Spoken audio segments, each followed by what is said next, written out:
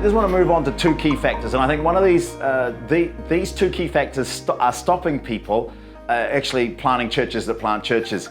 And I want to say it again, it is uncomplicated, it is simple, it's never meant to be, the Bible is not for information, friends.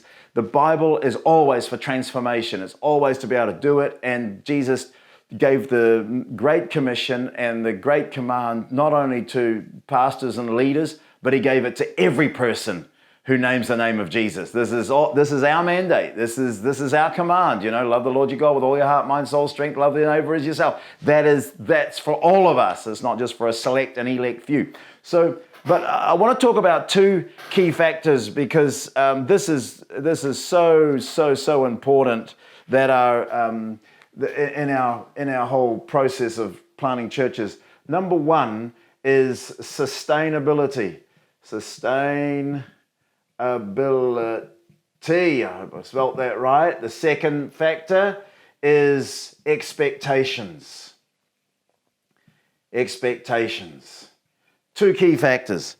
When I talk about sustainability, I'm talking about making sure that when you go into a community and plant a church, that you're not stressed out financially, for example, so much so that, you're not there to plant the church so you can get a wage. You're there to plant the church. Why are we planting churches? It's because we want to see people come to Christ. That's why Jesus came to this earth. In fact, in Luke 19, verse 10, it says he came to seek and he came to save the lost. That's why Jesus came. That's why we plant churches. So it's not about finances, but often we're struggling with resources and finances. So when you go into a community, make sure you get a really good job so you can support your family really well, go on holidays, get the necessary resources for your family that they're not missing out. And so sustainability. So if you don't have a youth group leader, don't start a youth group.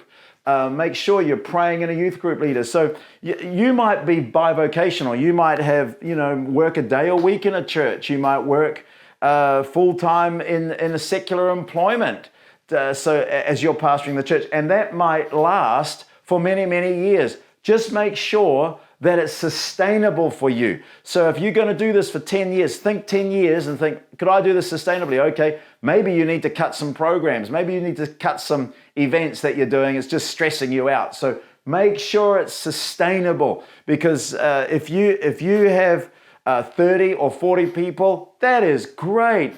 Who says a church has to be 100 or 200? You can still multiply with 10, 20, 30 people. In fact, if you have about 50 or 60 people in your church, you're a large church in Belgium. You're a fairly large church in France. So, it's our cultures often set that level. So I really encourage you to make sure it's sustainable for you and your family and your leadership capacity.